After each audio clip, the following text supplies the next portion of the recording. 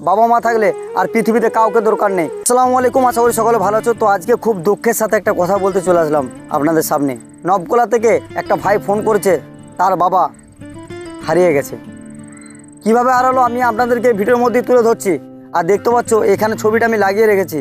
বয়স প্রায় 55 থেকে 54, কিন্তু ব্যাপারটা হচ্ছে কি শখের বসে গাড়ির সাথে হেল্পারি করতে চলে গেছিলো উড়িষ্যা। সেখানে যাওয়ার পর রাত্রিরে 11টার সময় কোনো জায়গায় নেমেছে। তারপর সে মানুষটাকে খুঁজে পাওয়া যায় না। অনেক দিকে খোঁজখাজ করছে বা চেষ্টা করছে উড়িষ্যাতে, যে বা উড়িষ্যা যারা আছে তাদেরকেও যোগাযোগ করছে, চতুর্দিকে খোঁজাখুঁজি করছে। আজকে তার ছেলে আমাকে, আজকে না আমি অনেক দিন আগে থেকে মেসেঞ্জারে জানিয়েছিল, কিন্তু আমি মেসেজটা আমার দেখা একটু লেট হয়ে গেছে। তো আমি আজকে দেখে তাকে ফোন করে যোগাযোগ করলাম।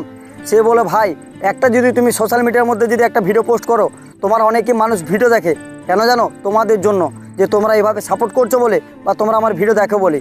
তো সেভাবে বলছে যে একটা ভিডিও যদি পোস্ট করে দাও, তোমার ভিডিও দেখে কেউ যদি আমার বাবাটাকে দেখে ফোন করে, তাহলে আমরা বাবাকে কিন্তু খুঁজে পেয়ে যাব। আর একটা কথা ভাবো, একটা সন্তানের কাছে বাবা হচ্ছে বিরাট একটা জিনিস।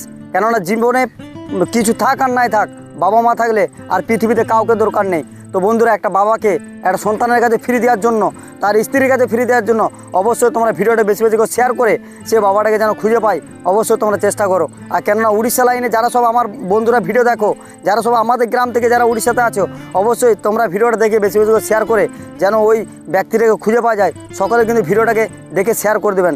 সকলে ভালো থাকুন, সুস্থ থাকুন। আসসালামু আলাইকুম।